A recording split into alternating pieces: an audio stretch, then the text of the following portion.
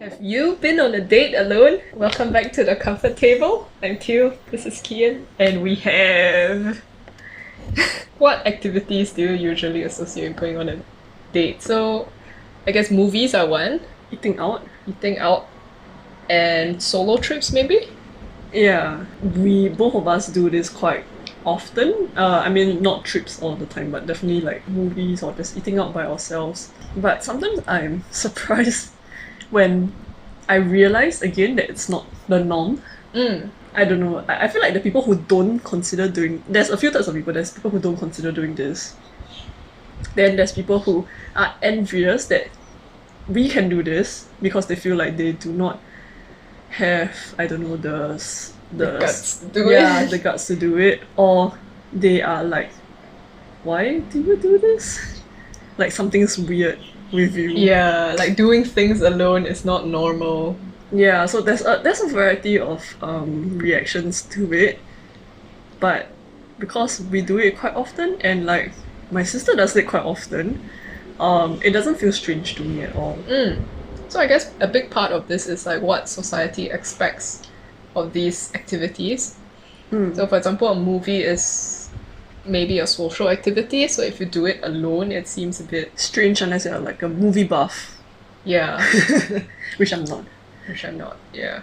Or like going out to eat alone, like deliberately going to a place to have the food by yourself. And not just, to the coffee shop around the corner. Because you need food and like you just just need to get some dinner or yeah, whatever. not like going to a, You're deliberately going to somewhere nice to eat the food, but you're doing it by yourself instead of like with someone else. Like, why is that strange?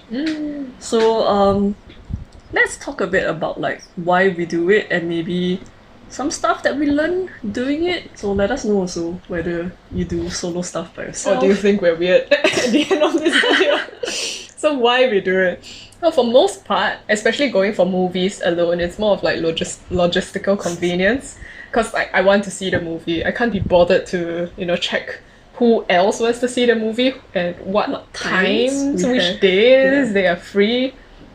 Yeah. And also sometimes I just want to avoid the whole hassle of like it being a social activity where you go for a movie and then you have a meal and then you have to like Talk use about up the social movie. energy to hang out with people when all I want to do is just to watch that movie. Does that not make you a movie buff? No. Yeah. So Or maybe sometimes like everyone else has already watched that movie and I want to watch that movie. it's still troublesome to find somebody who has not watched it Yeah. to watch it with you. Yeah, so for me, like, I've gone to concerts alone quite a few times and for very similar reasons. It's just troublesome to try and find somebody who is interested in the group that I'm trying to watch. And I am not desperate enough for company to like pay for another person's ticket so that they can be there with me.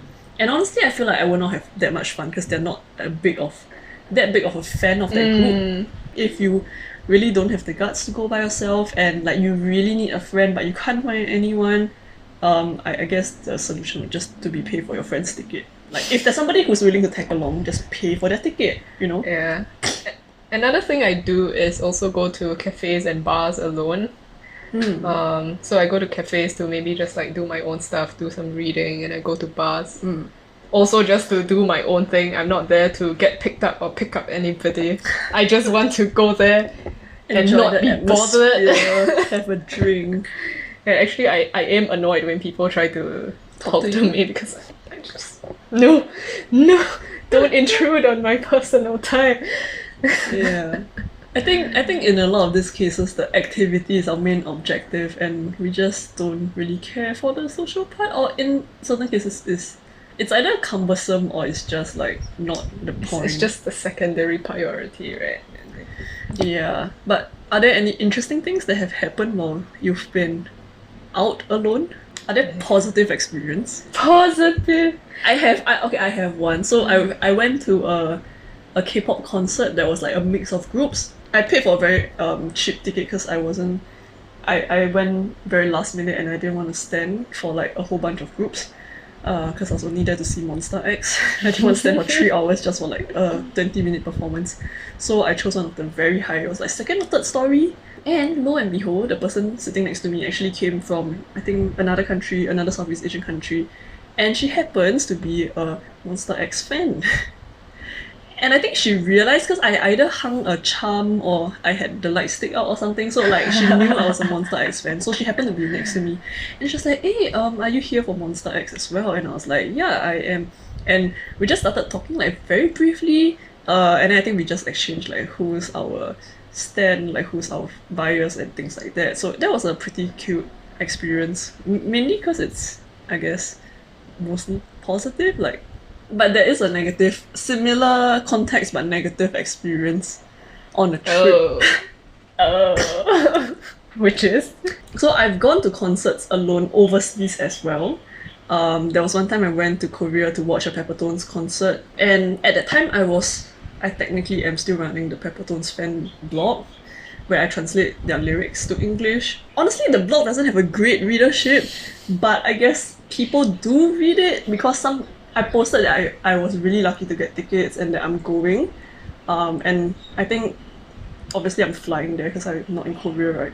And somebody else was like, hey, that's so cool. I think like they commented. And after that, I realized that they're actually also going. I don't know whether they decided to go after they saw my comment or, my post or what. How else would they have gotten tickets, right? Peppertones is sort of like not as popular as a lot of the K-pop groups. It's not really a K-pop group anyway. So, it's not that difficult to get tickets. It was still possible to get tickets, like, even after the first second.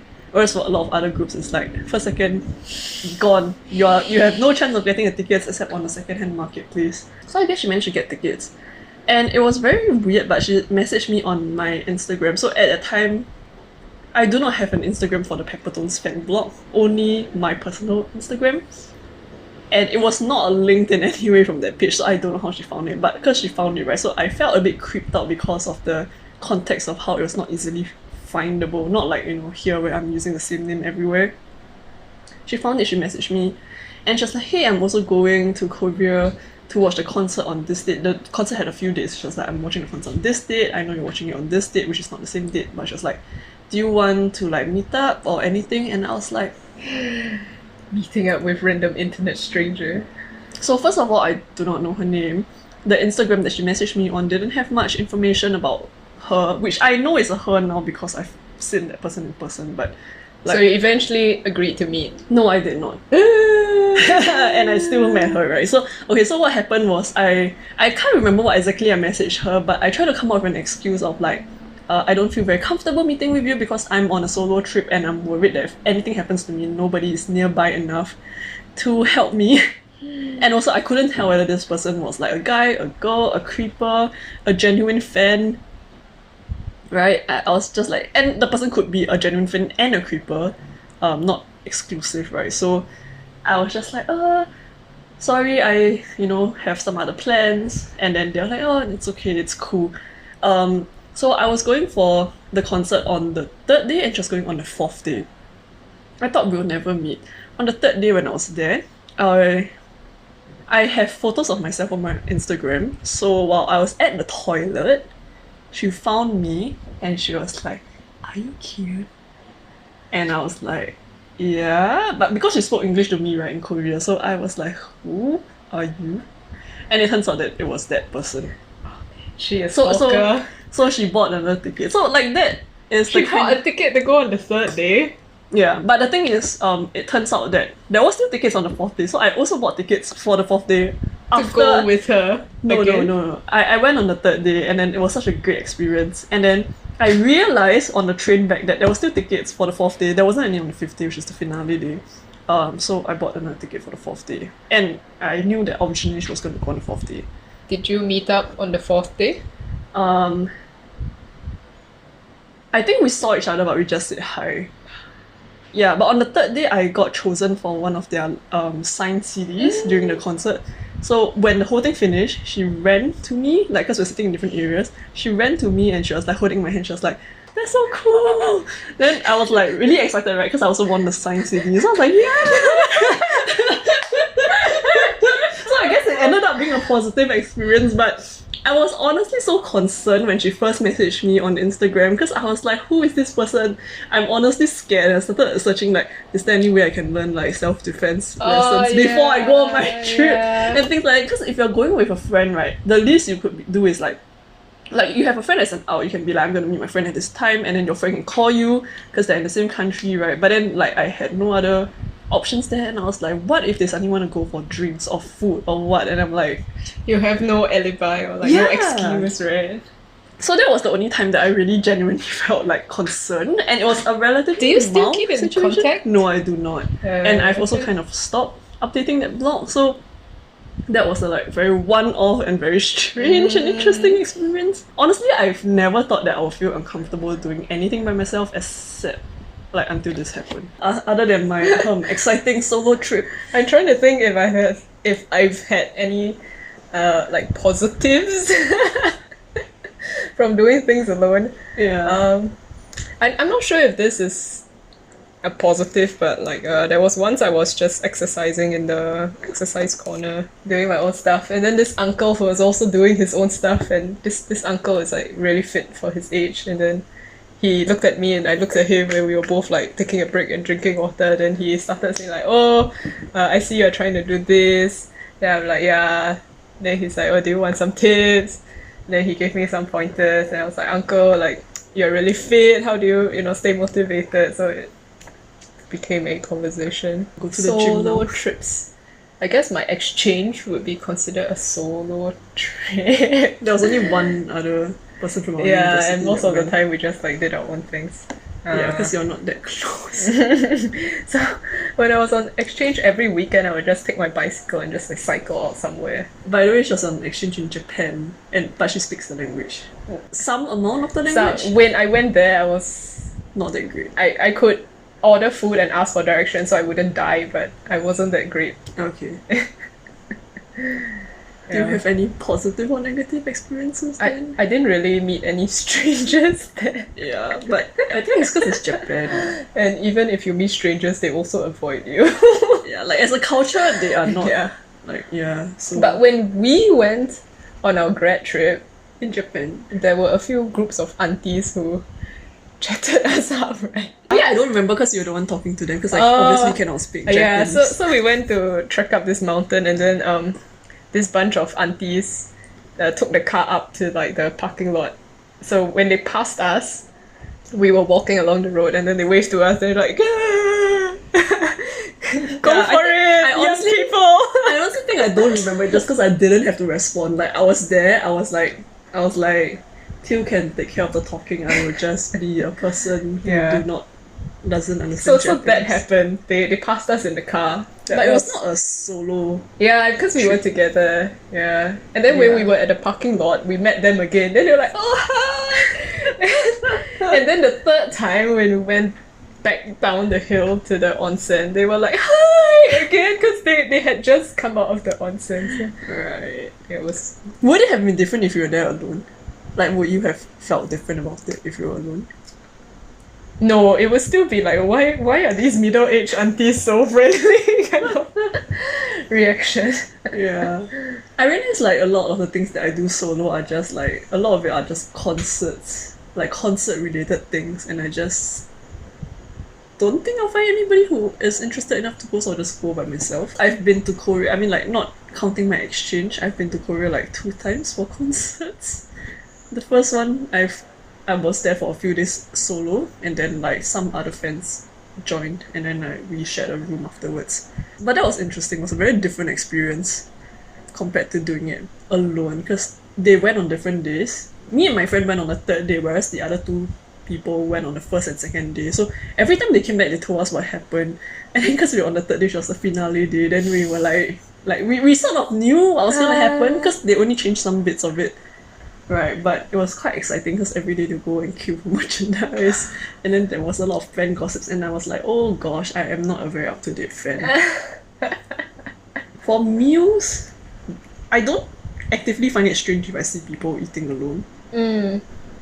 But I have to say, I think Korea and Japan have the best places for eating alone. I mean, I don't think Singapore is not conducive to it, but I think Korea and Japan has one of the better ones, especially Japan. Korea is kind of in between. It depends on where you go. If you go to like a very like technology savvy place where there's like kiosks for you to order stuff from, then that's great. But then if you go to one of those like neighborhood diners where there's like nothing in English, and then you can only order food by talking to the auntie, and then you can only pay by like waving to the auntie, like asking them to like how much was it in the end, then yeah, then it doesn't fulfill that. But like sometimes when I'm like really low on social energy, I will crave Japan's like those shops, ramen shops where you go in and then there's the kiosk where you just press what you want, pay the thing, put get your the receipt, and then you just sit there and wait for them to prepare your food. It's great. Singapore doesn't have that. Singapore is a bit, I don't know, there's still some sort of bias, I feel, because On eating personally, when I go into a restaurant alone and then they ask like a table for how many, right? They will ask you that, right? So when I stand there and then they're like, table for two? Like, why is the assumption two? Like, am I queuing first because my +1 is elsewhere, not or here not yet. here yet, or In like the toilet. And then when I say no, just one, and then they look at me with the judging look. They do give me a look. I'm not entirely sure what the look is. I'm so used to saying like table, there will be like table for them and it's like one, and then I just don't look at them. Or you say one and then you look at them like you challenge them to say something. I think so far I've mostly just encountered them looking a bit surprised, I guess, that there's really just one person. Which I suppose means that it's not that common to see. Yeah. Business wise, it makes sense that they do not want a single customer, they would rather have two. But that doesn't prevent you from eating alone. Yeah. No. But I think if you already are concerned about it, then you would feel a bit intimidated. Yeah. Right? So I understand, but also I suppose some people envy us for being able to do this. I guess having never been in that position, I don't fully understand why it's difficult to do it. I think some people probably have social anxiety or, just feel like they're being judged if they're eating alone. Like, oh, this is a really sad person who's lonely, but that's not really the case. Yeah, like that period, that 1 week last year when I was in between jobs, I went to places alone. Like I went to the aquarium alone, I went to the museum alone, and then, I would just like take myself on a day out. I would like, go to some place I want to go, do something I want to do, and then eat something I want to eat, and just be nice to myself. Right. Enjoy my own company. The only thing I feel like I miss in this, like I really enjoy doing stuff by myself. The only thing I feel like I miss in this is some spontaneity or like things that I don't expect just from having another person have input in like what we're doing. For food, it's also like just if you order different things. Yeah, so there are advantages to it, but I feel like it's important, especially as you grow older, to at least know how to spend time by yourself, and some of it can be outside, like just having a date with yourself. It doesn't all have to be spending time alone by yourself inside. I guess it's healthy to know how to be independent. Yeah, but also like pamper or comfort yourself sometimes, like not necessarily have to wait for somebody else to do it, or like wait to do it with somebody else, I guess. Yeah, you can, take yourself out. You don't have to take yourself out because you're trash. Sorry, I had to. If you've never done anything alone, or if you're afraid to try, like you think it's cool that it is something that you want to do but you don't dare to do it, so just, I don't know, give it a try. You can always do baby steps. I feel like movies are a pretty easy one because you don't have to talk. You don't have to be like table 4 and then you'll be like, oh, why? There's no human interaction. You can just do online. You can just pick one ticket and then you just appear at the movie theater and go in by yourself. Everything is dark. Nobody knows you're there. Nobody's judging you. There's no like judging stares. Yeah, so I feel like a movie is a pretty good. It's like a pretty low hurdle. Yeah, and like I feel like eating alone is maybe the next one. And I guess depending on like whether you really like food or you really like concerts or you really want to go to the aquarium or whatnot, like choosing something that you really want to do and just doing it. Yeah, that could be a good second option. And like we're not advocating like to do everything alone, like no. But there is some fun and some advantage to being able to do things by yourself for yourself. Yeah. So And if you're part of the group that thinks doing things alone is weird, let us know if we have changed your mind.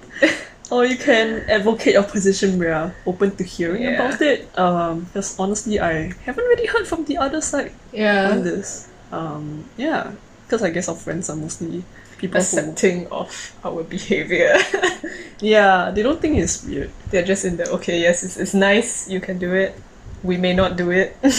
Yeah, so that's all for this video. Yep. See you next time. Bye.